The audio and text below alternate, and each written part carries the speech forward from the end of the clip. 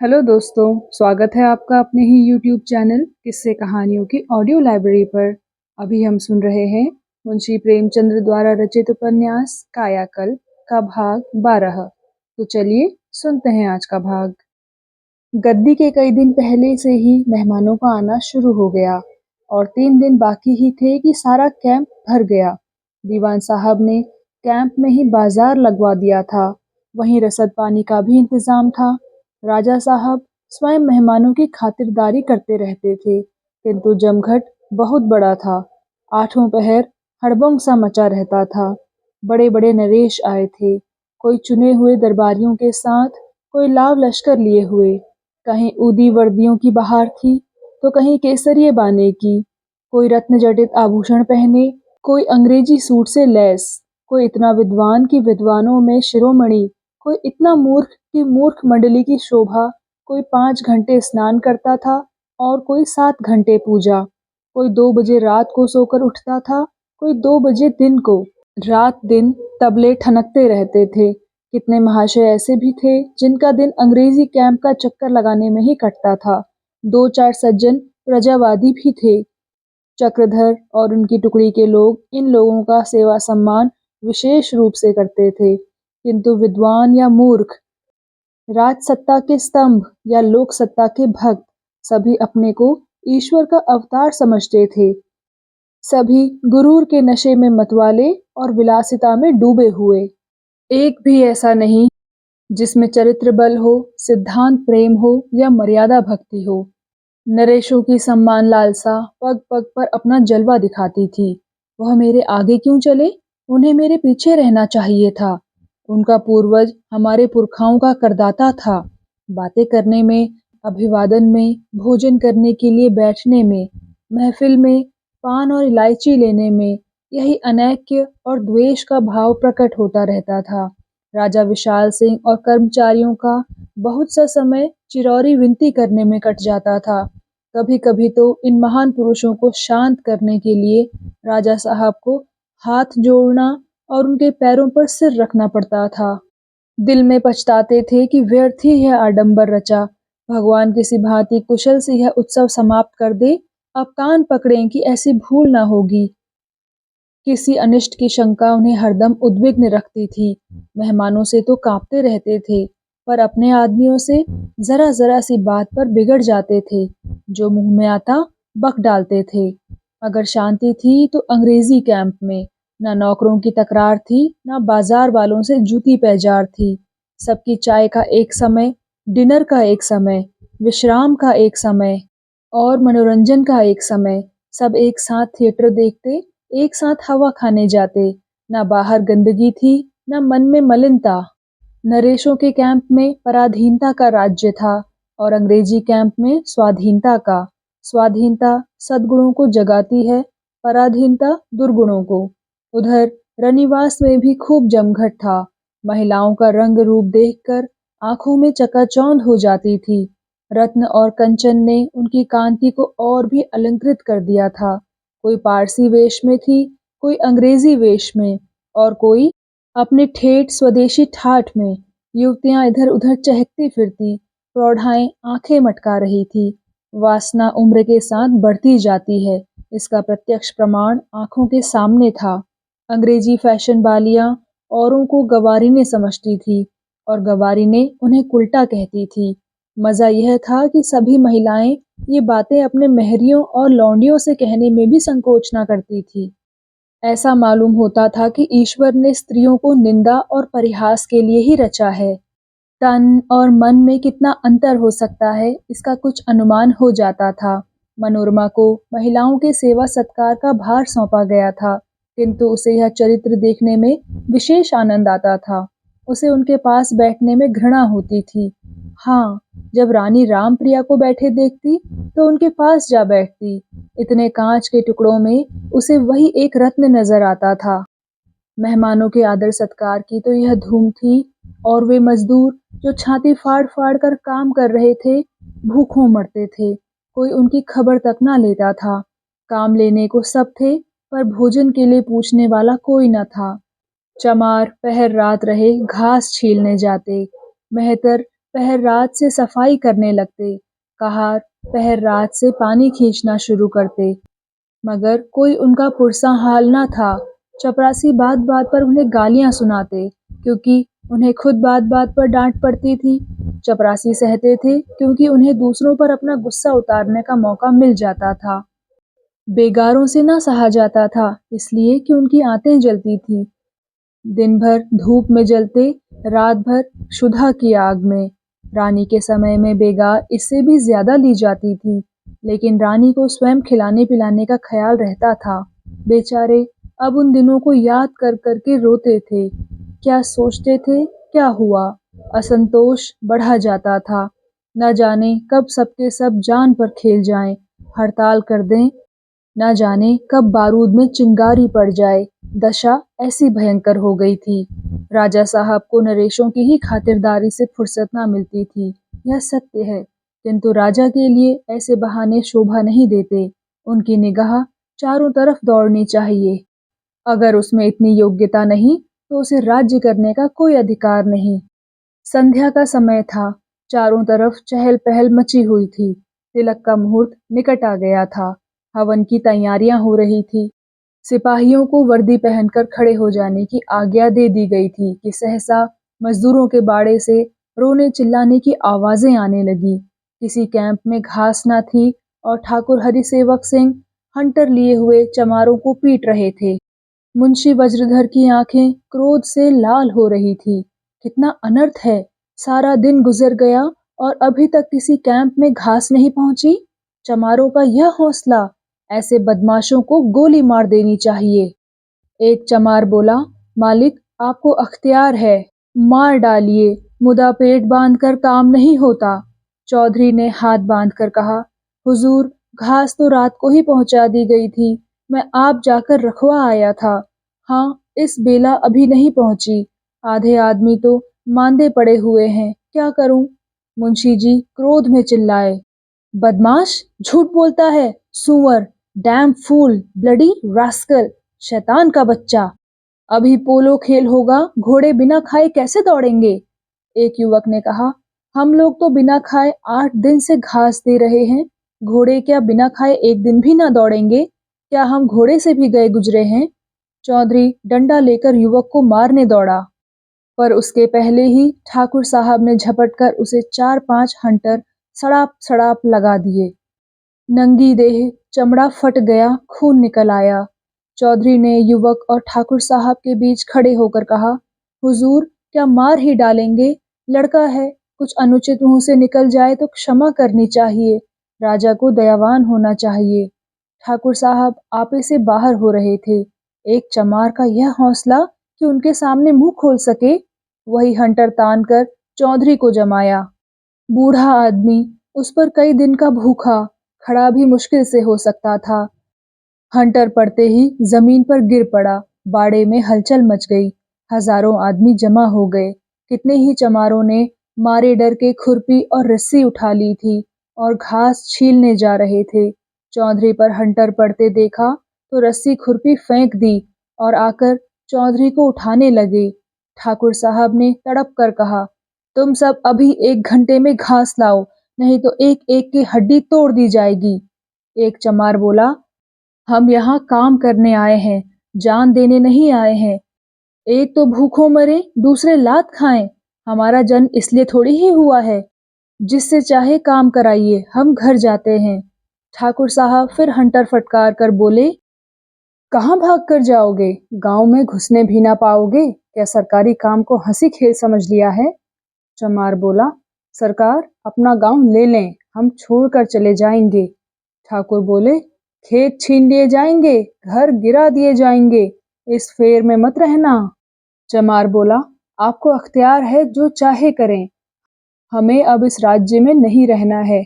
कुछ हाथ पांव थोड़े ही कटाए बैठे हैं, अगर कहीं ठिकाना ना लगेगा तो मिर्च डमरा तो है ही।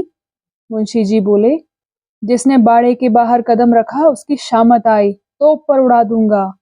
लेकिन चमारों के सिर पर भूत सवार था। बूढ़े चौधरी को उठाकर सबके सब एक गोल में बाड़े के द्वार की ओर चले। सिपाहियों की कवायद हो रही थी। ठाकुर साहब ने खबर भेजी और बात की बात में उन सब ने आकर बाड़े का द्वार रोक लिया। सभी कैंपों में खलबली मच गई। तरह तरह की अफवाहें उड़ने लगी। किसी ने कहा चमारों ने दीवान साहब को मार डाला, किसी ने उड़ाया सिपाहियों ने गोली चला दी और 50 चमार जान से मारे गए। चारों तरफ से दौड़ दौड़ कर लोग तमाशा देखने आने लगे। बाड़े का द्वार भेड़ों के बाड़े का द्वार बना हुआ था। भीतर भेड़ें थी घबराई हुई, बाहर कुत्ते थे झल्लाए हुए। भेड़ें लड़ना नहीं जानती पर प्राण भय से भागना जानती हैं। वे उसी रास्ते से निकलेंगी जो आंखों के सामने है।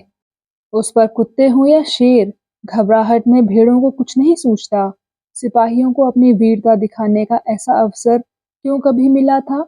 निहत्तों पर हथियार चलाने से आसान और क्या है। सभी संगीन चढ़ाए तैयार थे कि हुक्म मिले और अपनी निशानेबाजी के जौहर दिखाएं। राजा साहब अपने खेमे में तिलक के भड़कीले सजीले वस्त्र धारण कर रहे थे। एक आदमी उनकी पाक संवार रहा था। इन वस्त्रों में उनकी प्रतिभा भी चमक उठी थी। वस्त्रों में तेज बढ़ाने वाली इतनी शक्ति है, इसकी उन्हें कभी कल्पना भी न थी। यह खबर सुनी तो तिलमिला गए। वह अपनी समझ में प्रजा के सच्चे भक्त थे। उन पर कोई अत्याचार न होने देते थे। उनको लूटना नहीं, उनका पालन करना चाहते थे। जब वह प्रजा पर इतना प्राण देते थे तो क्या प्रजा का धर्म न था कि वह भी उन पर प्राण देती? और फिर शुभ अवसर पर जो लोग इतने कृतज्ञ हैं, उन पर किसी तरह की रियायत करना व्यर्थ है। दयालुता दो प्रकार की होती है, एक में नम्रता होती है, दूसरी में आत्म प्रशंसा। राजा साहब की दयालुता इसी प्रकार की थी। उन्हें यश की बड़ी इच्छा थी, पर यहाँ इस शुभ अवसर पर इतने राजाओं रईसों के सामने ये दुष्ट लोग उनका अपमान करने पर तुले हुए थे। यह उन पाजियों की घोर नीचता थी और इसका जवाब इसके सिवा और कुछ नहीं था कि उन्हें खूब कुचल दिया जाता। सच है, सीधे का मुंह कुत्ता चाटता है। मैं जितना ही इन लोगों को संतुष्ट रखना चाहता हूँ, उतने ही ये शेर हो जाते हैं। चलकर अभी उन्हें इसका मजा चखाता हूँ। क्रोध से बावले होकर वह अपनी बंदूक लिए खेमे से निकल आए और कई आदमियों के साथ बाड़े के द्वार पर आ पहुंचे। चौधरी इतनी देर में झाड़ पोंछ कर उठ बैठा था। राजा को देखते ही रोकर बोले, दुहाई है महाराज की, सरकार बड़ा अंधेर हो रहा है, गरीब लोग मारे जाते हैं। राजा साहब बोले, तुम सब पहले बाड़े के द्वार से हट जाओ, फिर जो कुछ कहना है मुझसे कहो। अगर किसी ने बाड़े के बाहर पांव रखा तो जान से मारा जाएगा। दंगा किया तो तुम्हारी जान की खैरियत नहीं। चौधरी बोला, सरकार ने हमको काम करने के लिए बुलाया है कि जान लेने के लिए?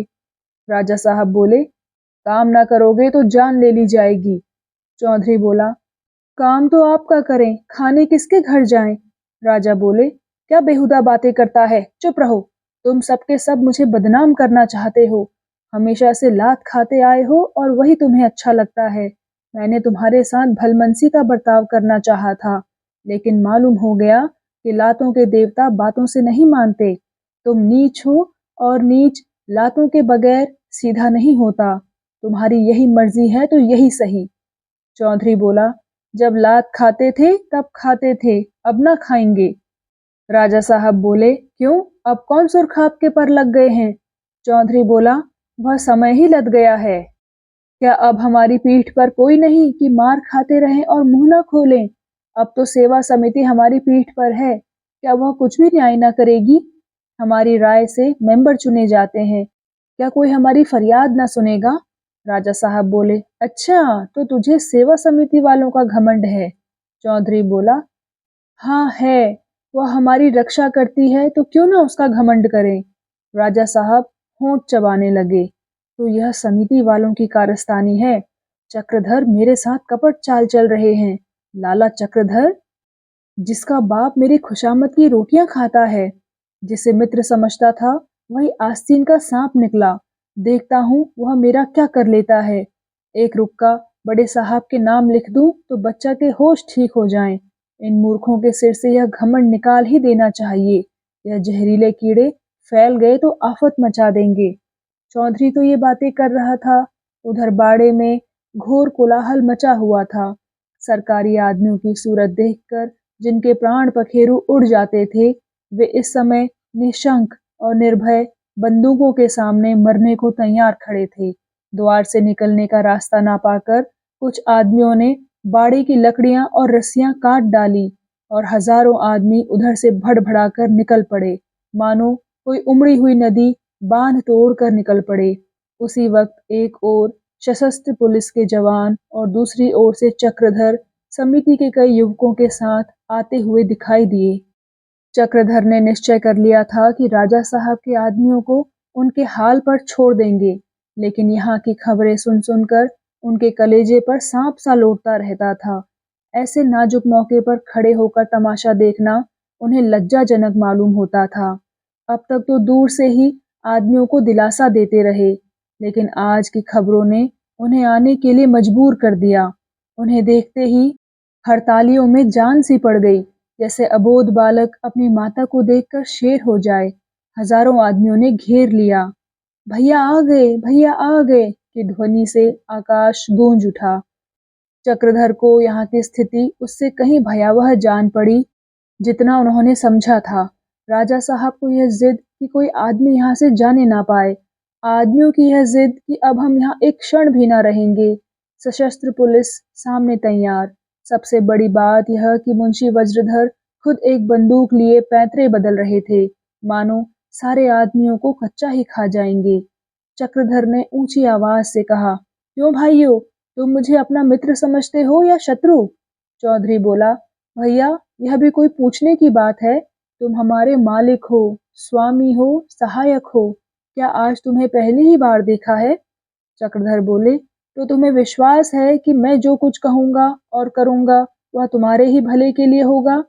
चौधरी बोला, मालिक तुम्हारे ऊपर विश्वास न करेंगे तो और किस पर करेंगे? लेकिन इतना समझ लीजिए कि हम और सब कर सकते हैं, यहाँ नहीं रह सकते। फिर अपनी पीठ दिखाकर बोला, यह देखिए कोड़े खाकर यहाँ किसी तरह ना रहूंगा। चक्रधर इस भीड़ से निकलकर सीधे राजा साहब के पास आए और बोले, महाराज मैं आपसे कुछ विनय करना चाहता हूँ। राजा साहब ने त्योरियां बदलकर कहा, मैं इस वक्त कुछ नहीं सुनना चाहता। चक्रधर बोले, आप कुछ ना सुनेंगे तो पछताएंगे। राजा साहब बोले, मैं इन सबों को गोली मार दूंगा। चक्रधर बोले, दीन प्रजा के रक्त से राज तिलक लगाना किसी राजा के लिए मंगलकारी नहीं हो सकता। प्रजा का आशीर्वाद ही राज्य की सबसे बड़ी शक्ति है। मैं आपका सेवक हूँ, आपका शुभ चिंतक हूँ, इसलिए आपकी सेवा में आया हूँ। मुझे मालूम है कि आपके हृदय में कितनी दया है और प्रजा से आपको कितना स्नेह है। यह सारा तूफान अयोग्य कर्मचारियों ने खड़ा किया हुआ है। उन्हीं के कारण आज आप उन लोगों के रक्त के प्यासे बन गए हैं जो आपकी दया और कृपा के प्यासे हैं। ये सभी आदमी इस वक्त झल्लाए हुए हैं। गोली चलाकर आप उनके प्राण ले सकते हैं, लेकिन उनका रक्त केवल इसी बाड़े में न सूखेगा। यह सारा विस्तृत कैंप उस रक्त से सिंच जाएगा। उसकी लहरों के झोंके से यह विशाल मंडप उखड़ जाएगा और यह आकाश में फहराती हुई ध्वजा भूमि पर गिर पड़ेगी। अभिषेक का दिन दान और दया का है, रक्तपात का नहीं। इस शुभ अवसर पर एक हत्या भी हुई तो वह सहस्रों रूप धारण करके ऐसा भयंकर अभिनय दिखाएगी कि सारी रियासत में हाहाकार मच जाएगा। राजा साहब अपनी टेक पर अड़ना जानते थे, किंतु इस समय उनका दिल कांप उठा। वही प्राणी जो दिन भर गालियां बकता था, प्रातःकाल कोई मिथ्या शब्द मुंह से नहीं निकलने देता। वही दुकानदार जो दिन भर टेनी मारता है, प्रातःकाल ग्राहक से मेलजोल तक नहीं करता। शुभ मुहूर्त पर हमारी मनोवृत्तियां धार्मिक हो जाती हैं। राजा साहब कुछ नरम होकर बोले, मैं खुद नहीं चाहता कि मेरी तरफ से किसी पर अत्याचार किया जाए, लेकिन इसके साथ ही यह भी नहीं चाहता कि प्रजा मेरे सिर पर चढ़ जाए। इन लोगों को अगर कोई शिकायत थी तो उन्हें आकर मुझसे कहना चाहिए था। अगर मैं ना सुनता तो इन्हें अख्तियार था जो चाहे करते, पर मुझसे ना कहकर इन लोगों ने हेकड़ी करनी शुरू की। रात घोड़ों को घास नहीं दी और इस वक्त भागे जाते हैं। मैं यह घोर अपमान नहीं सह सकता। चक्रधर बोले, आपने इन लोगों को अपने पास आने का अवसर कब दिया? आपके द्वारपाल इन्हें दूर से ही भगा देते थे। आपको मालूम है कि इन गरीबों को एक सप्ताह से कुछ भोजन नहीं मिला? राजा साहब बोले, एक सप्ताह से भोजन नहीं मिला? यह आप क्या कहते हैं? मैंने सख्त ताकीद कर दी थी कि हर मजदूर को इच्छापूर्ण भोजन दिया जाए। क्यों दीवान साहब, क्या बात है? हरिसेवक बोले, धर्मावतार, आप इन महाशय की बातों में ना आइए। यह सारी आग इन्हीं की लगाई हुई है।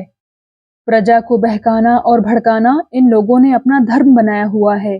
यहाँ हर एक आदमी को दोनों वक्त भोजन दिया जाता था। मुंशी जी बोले, दीनबंधु, यह लड़का बिल्कुल ना समझ है। दूसरों ने जो कुछ कह दिया उसे सच समझ लेता है। तुमसे किसने कहा बेटा कि आदमियों को भोजन नहीं मिलता था? भंडारी तो मैं हूँ। मेरे सामने जिन्स तौली जाती थी, मैं पूछ पूछ कर देता था। बारातियों की भी कोई इतनी खातिर ना करता होगा। इतनी बात भी ना जानता तो तहसीलदारी क्या खाक करता? राजा साहब बोले, मैं इसकी पूछताछ करूंगा। हरिसेवक बोले, हुजूर, इन्हीं लोगों ने आदमियों को उभार कर सरकश बना दिया है। ये लोग सबसे कहते फिरते हैं कि ईश्वर ने सभी मनुष्यों को बराबर बनाया है। किसी को तुम्हारे ऊपर राज्य करने का अधिकार नहीं है। किसी को तुमसे बेगार लेने का अधिकार नहीं है। प्रजा ऐसी बातें सुन सुनकर शेर हो गई है।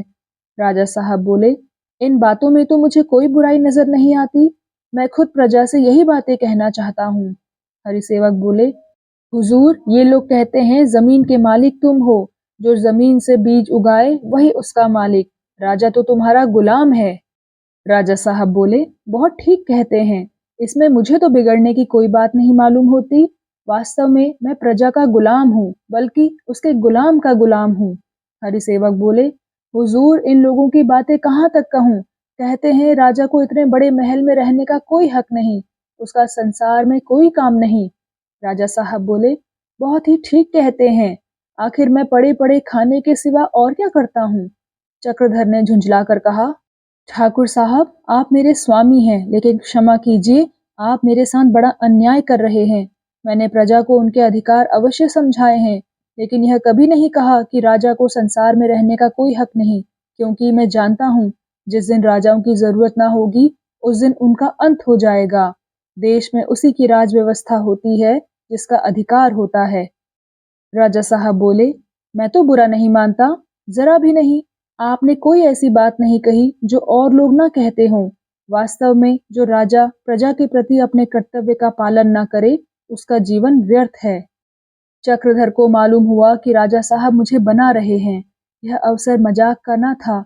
हजारों आदमी सांस बंद किए हुए सुन रहे थे कि ये लोग क्या फैसला करते हैं, और यहाँ उन लोगों को मजाक सूझ रहा है। गर्म होकर बोले, अगर आपके ये भाव सच्चे होते तो प्रजा पर यह विपत्ति ही न आती। राजाओं की यह पुरानी नीति है कि प्रजा का मन मीठी मीठी बातों से भरें और अपने कर्मचारियों को मनमाने अत्याचार करने दें। वह राजा जिसके कानों तक प्रजा की पुकार न पहुंचने पाए, आदर्श नहीं कहा जा सकता। राजा साहब बोले, किसी तरह नहीं, उसे गोली मार देनी चाहिए, जीता चुनवा देना चाहिए। प्रजा का गुलाम है कि दिल्लगी है? चक्रधर यह व्यंग न सह सके। उनकी स्वाभाविक सहन शक्ति ने उनका साथ छोड़ दिया। चेहरा तमतमा उठा। बोले, जिस आदर्श के सामने आपको सर झुकाना चाहिए, उसका मजाक उड़ाना आपको शोभा नहीं देता। समाज की यह व्यवस्था अब थोड़े ही दिनों की मेहमान है, और वह समय आ रहा है जब या तो राजा प्रजा का सेवक होगा या होगा ही नहीं। मैंने कभी यह अनुमान न किया था कि आपके वचन और कर्म में इतनी जल्दी इतना बड़ा भेद हो जाएगा। क्रोध ने अब अपना यथार्थ रूप धारण किया। राजा साहब अभी तक तो व्यंग्यों से चक्रधर को परास्त करना चाहते थे, लेकिन जब चक्रधर के वार मर्म स्थल पर पड़ने लगे तो उन्हें भी अपने शस्त्र निकालने पड़े। डपट कर बोले, अच्छा बाबूजी, अब अपनी जबान बंद करो। मैं जितनी ही तरह देता जाता हूँ, उतने ही आप सिर पर चढ़े जाते हैं। मित्रता के नाते जितना सह सकता था उतना सह चुका, अब नहीं सह सकता। मैं प्रजा का गुलाम नहीं हूँ, प्रजा मेरे पैरों की धूल है। मुझे अधिकार है कि उसके साथ जैसा उचित समझूं वैसा सलूक करूं। किसी को हमारे और हमारी प्रजा के बीच में बोलने का हक नहीं। आप अब कृपा करके यहाँ से चले जाइए, और फिर कभी मेरी रियासत में कदम न रखिएगा, वरना शायद आपको पछताना पड़े। जाइए। मुंशी वज्रधर की छाती धक धक करने लगी। चक्रधर को हाथों से पीछे हटाकर बोले, हुजूर की कृपा दृष्टि ने इसे शोक कर दिया है। अभी तक बड़े आदमियों की सोहबत में बैठने का मौका तो मिला नहीं, बात करने की तमीज कहाँ से आए? लेकिन चक्रधर भी जवान आदमी थे। उस पर सिद्धांतों के पक्के, आदर्श पर मिटने वाले, अधिकार और प्रभुत्व के जानी दुश्मन, वह राजा साहब के उद्दंड शब्दों से जरा भी प्रभावित न हुए। यह उस सिंह की गरज थी जिसके दांत और पंजे टूट गए हों। यह उस रस्सी की ऐंठन थी जो जल गई हो। तने हुए सामने आए और बोले, आपको अपने मुख से ये शब्द निकालते हुए शर्म आनी चाहिए थी। अगर संपत्ति से इतना पतन हो सकता है तो मैं कहूंगा कि इससे बुरी चीज संसार में कोई नहीं। आपके भाव कितने पवित्र थे, कितने ऊंचे। आप प्रजा पर अपने को अर्पण कर देना चाहते थे। आप कहते थे, मैं प्रजा को अपने पास बेरोक टोक आने दूंगा, उनके लिए मेरे द्वार हरदम खुले रहेंगे।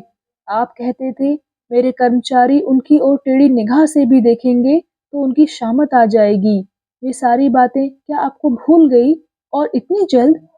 अभी तो बहुत दिन नहीं गुजरे, अब आप कहते हैं प्रजा मेरे पैरों की धूल है। ईश्वर आपको सद्बुद्धि दे। राजा साहब कहाँ तो क्रोध से उन्मत्त हो रहे थे, कहाँ यह लगती हुई बात सुनकर रो पड़े।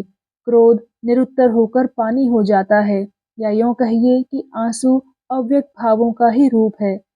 ग्लानि थी या पश्चाताप, अपनी दुर्बलता का दुख था या विवशता का, या इस बात का रंज था कि यह दुष्ट मेरा इतना अपमान कर रहा है और मैं कुछ नहीं कर सकता। इसका निर्णय करना कठिन है। मगर एक ही क्षण में राजा साहब सचेत हो गए। प्रभुता ने आंसुओं को दबा दिया। अकड़कर बोले, मैं कहता हूँ यहाँ से चले जाओ। हरिसेवक बोले, आपको शर्म नहीं आती कि किससे ऐसी बातें कर रहे हैं? मुंशी वज्रधर बोले, बेटा क्यों मेरे मुंह में कालिख लगा रहे हो? चक्रधर बोले, जब तक आप इन आदमियों को जाने ना देंगे मैं नहीं जा सकता। राजा साहब बोले, मेरे आदमियों से तुम्हें कोई सरोकार नहीं है। उनमें से अगर एक भी हिला तो उसकी लाश जमीन पर होगी। चक्रधर बोले, तो मेरे लिए इसके सिवा और कोई उपाय नहीं है कि उन्हें यहाँ से हटा ले जाऊं। यह कहकर चक्रधर मजदूरों की ओर चले। राजा साहब जानते थे कि इनका इशारा पाते ही सारे मजदूर हवा हो जाएंगे, फिर सशस्त्र सेना भी उन्हें ना रोक सकेगी। तिल मिलाकर बंदूक लिए हुए चक्रधर के पीछे दौड़े और ऐसे जोर से उन पर कुंदा चलाया कि सिर पर लगता तो शायद वहीं ठंडे हो जाते। मगर कुशल हुई। कुंदा पीठ में लगा और उसके झोंके से चक्रधर कई हाथ पर जा गिरे।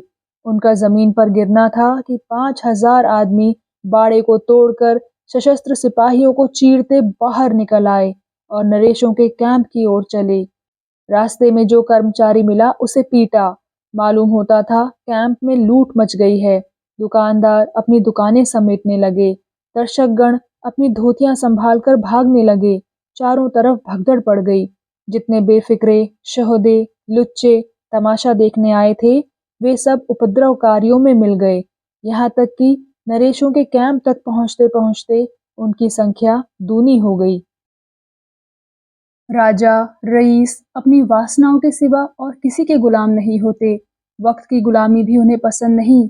वे किसी नियम को अपनी स्वेच्छा में बाधा नहीं डालने देते। फिर उनको इसकी क्या परवाह कि सुबह है या शाम।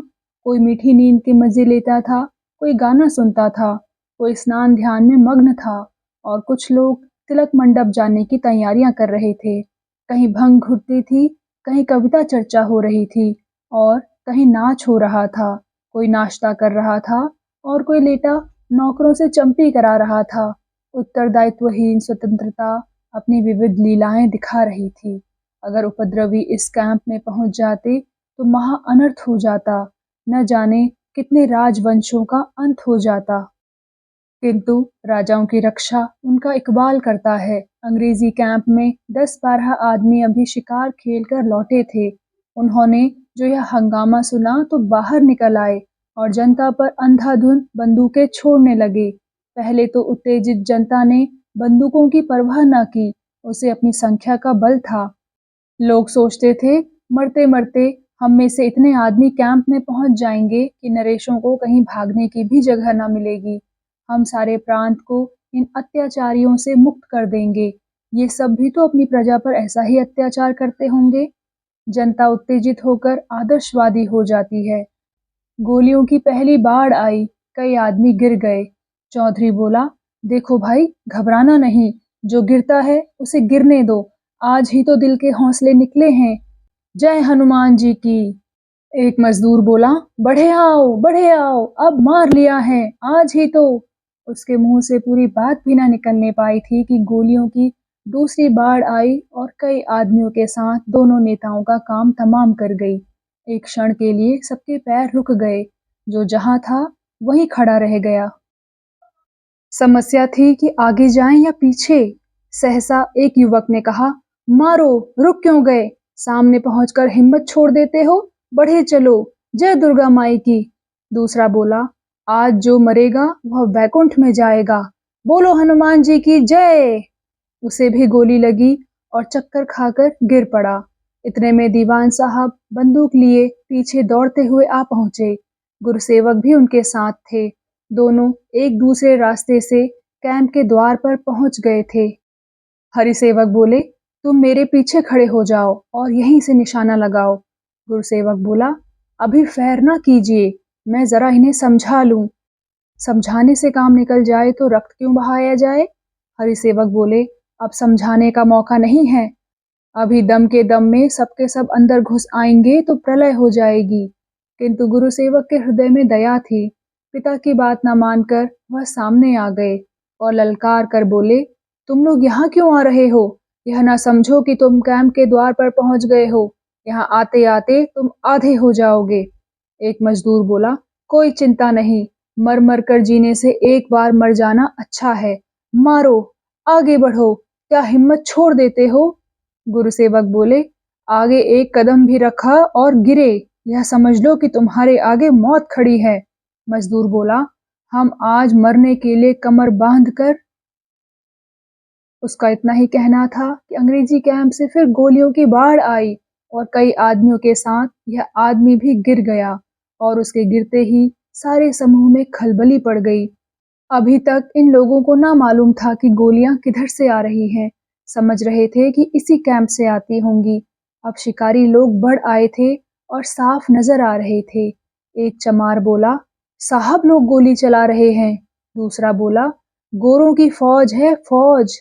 तीसरा बोला, चलो उन्हीं सबों को पथें, मुर्गी के अंडे खा खा कर खूब मोटाए हुए हैं। चौथा बोला, यही सब तो राजाओं को बिगाड़े हुए हैं। दो शिकार भी मिल गए तो मेहनत सफल हो जाएगी। लेकिन कायरों की हिम्मत टूटने लगी थी। लोग चुपके चुपके दाएं बाएं से सरकने लगे थे। यहाँ प्राण देने से बाजार में लूट मचाना कहीं आसान था। देखते देखते पीछे के सभी आदमी खिसक गए। केवल आगे के लोग खड़े रह गए थे। उन्हें क्या खबर थी कि पीछे क्या हो रहा है। वे अंग्रेजों के कैंप की तरफ मुड़े और एक ही हल्ले में अंग्रेजी कैंप के फाटक तक आ पहुंचे। अब तो यहाँ भी भगदड़ पड़ी। एक ओर नरेशों के कैंप से मोटरें निकल निकल कर पीछे की ओर से दौड़ती चली आ रही थी। इधर अंग्रेजी कैंप से मोटरों का निकलना शुरू हुआ। एक क्षण में सारी लेडियां गायब हो गईं। मर्दों में भी आधे से ज्यादा निकल भागे। केवल वही लोग रह गए जो मोर्चे पर खड़े थे और जिनके लिए भागना मौत के मुंह में जाना था। मगर उन सबों के हाथों में मार्टिन और मौजर के यंत्र थे। इधर ईश्वर की दी हुई लाठियां थी या जमीन से चुने हुए पत्थर। यद्यपि हड़तालियों का दल एक ही हल्ले में इस फाटक तक पहुंच गया, पर यहाँ तक पहुंचते पहुंचते कोई 20 आदमी गिर पड़े। अगर इस वक्त 50 गज के अंतर पर भी इतने आदमी गिरे होते तो शायद सबके पैर उखड़ जाते। लेकिन यह विश्वास कि अब मार लिया है उनके हौसले बढ़ाए हुए था। विजय के सम्मुख पहुंचकर कायर भी वीर हो जाते हैं। घर के समीप पहुंचकर थके हुए पथिक के पैरों में भी पर लग जाते हैं। इन मनुष्यों के मुख पर इस समय हिंसा झलक रही थी। चेहरे विकृत हो गए थे। जिसने इन्हें इस दशा में न देखा हो, यह कल्पना भी नहीं कर सकते कि वही दीनता के पुतले हैं जिन्हें एक काठ की पुतली भी चाहे तो नाच नचा सकती थी।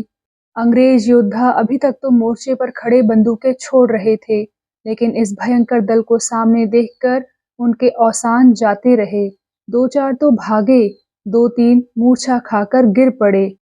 केवल 5 फौजी अफसर अपनी जगह पर डटे रहे। उन्हें बचने की कोई आशा न थी और इसी निराशा ने उन्हें अदम्य साहस प्रदान कर दिया था। वे जान पर खेले हुए थे, क्षण क्षण पर बंदूकें चलाते थे मानो बंदूक की कलें हों। जो आगे बढ़ता था, उनके अचूक निशाने का शिकार हो जाता था। इधर ढेले और पत्थरों की वर्षा हो रही थी, जो फाटक तक मुश्किल से पहुंचती थी। अब सामने पहुंचकर लोगों ने आगे बढ़कर पत्थर चलाने शुरू किए, यहाँ तक कि अंग्रेज चोट खाकर गिर पड़े। एक का सिर फट गया था, दूसरे की बांह टूट गई थी। केवल 3 आदमी रह गए और वही इन आदमियों को रोक रखने के लिए काफी थे। लेकिन उनके पास भी कारतूस न रह गए थे। कठिन समस्या थी। प्राण बचने की कोई आशा नहीं। भागने की कल्पना से ही उन्हें घृणा होती थी। जिन मनुष्यों को हमेशा पैरों से ठुकराया किए, जिन्हें कुली कहते और कुत्तों से भी नीच समझते रहे, उनके सामने पीठ दिखाना ऐसा अपमान था जिसे वे किसी भी तरह न सह सकते थे। इधर हड़तालियों के हौसले बढ़ते जाते थे। शिकार अब बेदम होकर गिरना चाहता था। हिंसा के मुंह से लाल टपक रही थी। एक आदमी ने कहा, हाँ बहादुरों, बस एक हल्ले की और कसर है, घुस पड़ो। अब कहाँ जाते हैं? दूसरा बोला, फांसी तो पड़ेगी ही, अब इन्हें क्यों छोड़ें? सहसा एक आदमी पीछे से भीड़ को चीरता बेतहाशा दौड़ा हुआ आकर बोला, बस बस, क्या करते हो? सहसा एक आदमी पीछे से भीड़ को चीरता बेतहाशा दौड़ता हुआ आकर बोला, बस बस, क्या करते हो? ईश्वर के लिए हाथ रोको, क्या गजब करते हो? लोगों ने चकित होकर देखा तो चक्रधर थे। सैकड़ों आदमी उन्मत्त होकर उनकी ओर दौड़े और उन्हें घेर लिया। जय जयकार की ध्वनि से आकाश गूंजने लगा। एक मजदूर ने कहा, हमें अपने 100 भाइयों के खून का बदला लेना है। चक्रधर ने दोनों हाथ उठाकर कहा, कोई एक कदम भी आगे ना बढ़े, खबरदार। मजदूर बोला, यारो, बस एक हल्ला और। चक्रधर बोले, हम फिर कहते हैं, अब एक कदम भी आगे ना उठे। जिले के मजिस्ट्रेट मिस्टर जिम ने कहा, बाबू साहब, खुदा के लिए हमें बचाइए। फौज के कप्तान मिस्टर सिम बोले, हम हमेशा आपको दुआ देगा, हम सरकार से आपकी सिफारिश करेगा। एक मजदूर बोला, हमारे 100 जवान भून डाले, तब आप कहाँ थे? यारो, क्या खड़े हो? बाबूजी का क्या बिगड़ा है? मारे तो हम गए हैं ना, मारो बढ़ के। चक्रधर ने उपद्रवियों के सामने खड़े होकर कहा, अगर तुम्हें खून की प्यास है तो मैं हाजिर हूँ। मेरी लाश को पैरों से कुचलकर तुम आगे बढ़ सकते हो। मजदूर बोला, भैया हट जाओ, हमने बहुत मार खाई है, बहुत सताए गए हैं। इस वक्त दिल की आग बुझा लेने दो। चक्रधर बोले, मेरा लहू इस ज्वाला को शांत करने के लिए काफी नहीं है क्या? मजदूर बोला, भैया तुम शांत शांत बका करते हो, लेकिन उसका फल क्या होता है? हमें जो चाहता है मारता है, जो चाहता है पीसता है। तो क्या हम ही शांत बैठे रहें? शांत रहने से तो और भी हमारी दुर्गत होती है। हमें शांत रहना मत सिखाओ, हमें मारना सिखाओ, तभी हमारा उद्धार कर सकोगे। चक्रधर बोले, अगर अपनी आत्मा की हत्या करके हमारा उद्धार भी होता है, तो हम आत्मा की हत्या ना करेंगे। संसार को मनुष्य ने नहीं बनाया है, ईश्वर ने बनाया है। भगवान ने उद्धार के जो उपाय बताए हैं, उनसे काम लो और ईश्वर पर भरोसा रखो। मजदूर बोला, हमारी फांसी तो हो ही जाएगी, तुम माफी तो ना दिला सकोगे? मिस्टर जिम बोले, हम किसी को सजा ना देंगे। मिस्टर सिम ने कहा, हम सबको इनाम दिलाएगा। चक्रधर बोले, इनाम मिले या फांसी, इसकी क्या परवाह? अभी तक तुम्हारा दामन खून के छींटों से पाक है, उसे पाक रखो। ईश्वर की निगाह में तुम निर्दोष हो। अब अपने को कलंकित मत करो, जाओ। मजदूर बोला, अपने भाइयों का खून कभी हमारे सिर से ना उतरेगा, लेकिन तुम्हारी यही मर्जी है तो लौट जाते हैं, आखिर फांसी पर तो चढ़ना ही है। चक्रधर कुंदे की चोट से कुछ देर तक तो अचेत पड़े रहे थे। जब होश आया तो देखा कि दाहिनी ओर हड़तालियों का एक दल अंग्रेजी कैंप के द्वार पर खड़ा है, बाईं ओर बाजार लूट रहा है और सशस्त्र पुलिस के सिपाही हड़तालियों के साथ मिले हुए दुकानें लूट रहे हैं और विशाल तिलक मंडप से अग्नि की ज्वाला उठ रही है। वह उठे और अंग्रेजी कैंप की ओर भागे। वहीं उनके पहुंचने की सबसे ज्यादा जरूरत थी। बाजार में रक्तपात का भय न था। रक्षक स्वयं लुटेरे बने हुए थे। उन्हें लूट से कहाँ फुर्सत थी कि हड़तालियों का शिकार करते। अंग्रेजी कैंप में ही स्थिति सबसे भयावह थी। इस नाजुक मौके पर वह ना पहुंच जाते तो किसी अंग्रेज की जान ना बचती। सारा कैंप लुट जाता और खेमे राख के ढेर हो जाते। हड़तालियों की रक्षा करनी तो उन्हें बदी न थी, लेकिन विदेशियों को उन्होंने मौत के मुंह से निकाल लिया। एक क्षण में सारा कैंप साफ हो गया, एक भी मजदूर न रह गया। इन आदमियों के जाते ही वे लोग भी इनके साथ हो लिए जो पहले लूट के लालच से चले आए थे। जिस तरह पानी आ जाने से कोई मेला उठ जाता है, ग्राहक, दुकानदार और दुकानें सब न जाने कहाँ लुप्त हो जाती हैं, उसी भांति एक क्षण में सारे कैंप में सन्नाटा छा गया। केवल तिलक मंडप से अभी तक आग की ज्वाला निकल रही थी। राजा साहब और उनके साथ के कुछ गिने गिनाए आदमी उसके सामने चुपचाप खड़े, मानो किसी मृतक की दाह क्रिया कर रहे हों। बाजार लुटा, गोलियां चली, आदमी मक्खी की तरह मारे गए, पर राजा मंडप के सामने ही खड़े रहे। उन्हें अपनी सारी मनोकामनाएं अग्नि राशि में भस्म होती हुई मालूम होती थी। अंधेरा छा गया, घायलों के कराहने की आवाजें आ रही थी। चक्रधर और उनके साथ के युवक उन्हें सावधानी से उठा उठाकर एक वृक्ष के नीचे जमा कर रहे थे। कई आदमी तो उठाते ही उठाते सुरलोक सिधारे। कुछ सेवक उन्हें ले जाने की फिक्र करने लगे। कुछ लोग शेष घायलों की देखभाल में लगे। रियासत का डॉक्टर सज्जन मनुष्य था, यहाँ से संदेशा जाते ही आ पहुंचा। उसकी सहायता ने बड़ा काम किया। आकाश पर काली घटा छाई हुई थी, चारों तरफ अंधेरा था। तिलक मंडप की आग भी बुझ चुकी थी। उस अंधकार में ये लोग लालटेन लिए घायलों को अस्पताल ले जा रहे थे। एकाएक कई सिपाहियों ने आकर चक्रधर को पकड़ लिया और अंग्रेज कैंप की तरफ ले चले। पूछा तो मालूम हुआ कि जिम साहब का यह हुक्म है। चक्रधर ने सोचा, मैंने ऐसा कोई अपराध तो नहीं किया जिसका यह दंड हो, फिर यह पकड़ धकड़ क्यों? संभव है मुझसे कुछ पूछने के लिए बुलाया हो, और ये मूर्ख सिपाही उसका आशय न समझकर मुझे यूं पकड़े लिए जाते हों और ये मूर्ख सिपाही उसका आशय न समझकर मुझे यूं पकड़े लिए जाते हों। यह सोचते हुए वह मिस्टर जिम के खेमे में दाखिल हुए। देखा तो वहाँ कचहरी लगी हुई है। सशस्त्र पुलिस के सिपाही, जिन्हें अब लूट से फुर्सत मिल चुकी थी, द्वार पर संगीनें चढ़ाए खड़े थे। अंदर मिस्टर जिम और मिस्टर सिम रौद्र रूप धारण किए सिगार पी रहे थे, मानो क्रोधाग्नि मुंह से निकल रही हो। राजा साहब मिस्टर जिम के बगल में बैठे थे।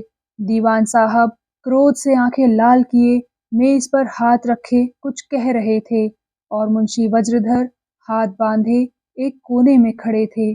चक्रधर को देखते ही मिस्टर जिम ने कहा, राजा साहब कहता है कि यह सब तुम्हारी शरारत है। तुम और तुम्हारा साथी लोग बहुत दिनों से रियासत के आदमियों को भड़का रहा है, और आज भी तुम ना आता तो यह दंगा न मचता। चक्रधर ने आवेश में आकर कहा, अगर राजा साहब आपका ऐसा विचार है तो इसका मुझे दुख है। हम लोग जनता में जागृति अवश्य फैलाते हैं, उनमें शिक्षा का प्रचार करते हैं, उन्हें स्वार्थांत अमलों के फंदों से बचाने का उपाय करते हैं, और उन्हें अपने आत्मसम्मान की रक्षा करने का उपदेश देते हैं। हम चाहते हैं कि वे मनुष्य बने और मनुष्य की भांति संसार में रहें। ये स्वार्थ के दास बनकर कर्मचारियों की खुशामद ना करें, भयवश अपमान और अत्याचार ना सहें। अगर कोई इसे भड़काना समझता है तो समझे, हम तो इसे अपना कर्तव्य समझते हैं। जिम ने कहा, तुम्हारे उपदेश का यह नतीजा देखकर कौन कह सकता है कि तुम उन्हें नहीं भड़काता? चक्रधर बोले, यहाँ उन आदमियों पर अत्याचार हो रहा था और उन्हें यहाँ से चले जाने का या काम न करने का अधिकार था। अगर उन्हें शांति के साथ चले जाने दिया होता तो यह नौबत कभी ना आती। राजा साहब बोले, हमें परंपरा से बेगार लेने का अधिकार है और उसे हम नहीं छोड़ सकते। आप आदमियों को बेगार देने से मना करते हैं और आज के हत्याकांड का सारा भार आपके ऊपर है। चक्रधर ने कहा, कोई अन्याय केवल इसलिए मान्य नहीं हो सकता कि लोग उसे परंपरा से सहते आए हैं। जिम ने कहा, हम तुम्हारे ऊपर बगावत का मुकदमा चलाएगा, तुम डेंजरस आदमी है। राजा साहब बोले, हुजूर, मैं इनके साथ कोई सख्ती नहीं करना चाहता, केवल यह प्रतिज्ञा लिखाना चाहता हूँ यह अथवा इनके सहकारी लोग मेरी रियासत में ना जाएं। चक्रधर बोले, मैं ऐसी प्रतिज्ञा नहीं कर सकता। दीनों पर अत्याचार होते देखकर दूर खड़े रहना वह दशा है जो हम किसी तरह नहीं सह सकते। अभी बहुत दिन नहीं गुजरे कि राजा साहब के विचार मेरे विचारों से पूरे पूरे मिलते थे। उन्हें अपने विचारों को बदलने के नए कारण हो गए हों, मेरे लिए कोई कारण नहीं। राजा साहब बोले, मेरे प्रजाहित के विचारों में कोई अंतर नहीं हुआ है। मैं अब भी प्रजा का सेवक हूँ, लेकिन आप उन्हें राजनीतिक यंत्र बनाना चाहते हैं और इसी उद्देश्य से आप उनके हित चिंतक बनते हैं। मैं उन्हें राजनीति में नहीं डालना चाहता। आप उनके आत्मसम्मान की रक्षा करते हैं और मैं उनके प्राणों की। बस आपके और मेरे विचारों में केवल यही अंतर है। मिस्टर जिम ने सब इंस्पेक्टर से कहा, इनको हवालात में रखो, कल इजलास पर पेश करो। वज्रधर ने आगे बढ़कर जिम के पैरों पर पगड़ी रख दी और बोले, हुजूर, यह गुलाम का लड़का है। हुजूर, इसकी जान बख्शी करें। हुजूर का पुराना गुलाम हूँ। जब खुर्जे में तहसीलदार था तब हुजूर ने सनद अदा फरमाई थी हुजूर। मिस्टर जिम बोले, ओह तहसीलदार साहब, यह तुम्हारा लड़का है। तुमने उसको घर से निकाल क्यों नहीं दिया? सरकार तुमको इसलिए पेंशन नहीं देता कि तुम बागियों को पालो। हम रहे तुम्हारा पेंशन बंद कर देगा। पेंशन इसलिए दिया जाता है कि तुम सरकार का वफादार नौकर बना रहे। वज्रधर बोले, हुजूर मेरे मालिक हैं, आज इसका कसूर माफ कर दिया जाए। आज से मैं इसे घर से निकलने ही ना दूंगा। चक्रधर ने पिता को तिरस्कार भाव से देखकर कहा, आप क्यों ऐसी बातों से मुझे लज्जित करते हैं? मिस्टर जिम और राजा साहब मुझे जेल के बाहर भी कैद करना चाहते हैं। मेरे लिए जेल की कैद इस कैद से कहीं आसान है। वज्रधर बोले, बेटा मैं थोड़े ही दिनों का मेहमान हूँ, मुझे मर जाने दो, फिर तुम्हारे जी में जो आए करना, मैं मना करने ना आऊँगा। हरिसेवक बोले, तहसीलदार साहब आप व्यर्थ हैरान होते हैं। आपका काम समझा देना है। वह समझदार है, अपना भला बुरा समझ सकते हैं। जब वह खुद आग में कूद रहे हैं तो आप कब तक उन्हें रोकिएगा? वज्रधर बोले, मेरी यह अर्ज है हुजूर कि मेरी पेंशन पर रेप ना आए। जिम बोले, तुमको इस मुकदमे में शहादत देना होगा। तुमने अच्छा शहादत दिया तो तुम्हारा पेंशन बहाल रखा जाएगा। चक्रधर बोले, लीजिए आपकी पेंशन बहाल हो गई, केवल मेरे विरुद्ध गवाही भर दे दीजिएगा। राजा साहब बोले, बाबू चक्रधर अभी कुछ नहीं बिगड़ा है। आप प्रतिज्ञा लिखकर शुक्र से घर जा सकते हैं। मैं आपको तंग नहीं करना चाहता। हाँ, इतना ही चाहता हूँ कि ऐसे हंगामे फिर ना खड़े हों। चक्रधर बोले, राजा साहब क्षमा कीजिएगा। जब तक असंतोष के कारण दूर ना होंगे ऐसी दुर्घटनाएं होंगी और फिर होंगी। मुझे आप पकड़ सकते हैं, कैद कर सकते हैं, इससे चाहे आपको शांति हो, पर वह असंतोष अणुमात्र भी कम ना होगा जिससे प्रजा का जीवन असह्य हो गया है। असंतोष को भड़काकर आप प्रजा को शांत नहीं कर सकते। हाँ, कायर बना सकते हैं। अगर आप उन्हें कर्महीन, बुद्धिहीन, पुरुषार्थहीन मनुष्य का तन धारण करने वाले सियार और सूअर बनाना चाहते हैं तो बनाइए, पर इससे न आपकी कीर्ति होगी, न ईश्वर प्रसन्न होंगे और न स्वयं आपकी आत्मा ही तुष्ट होगी।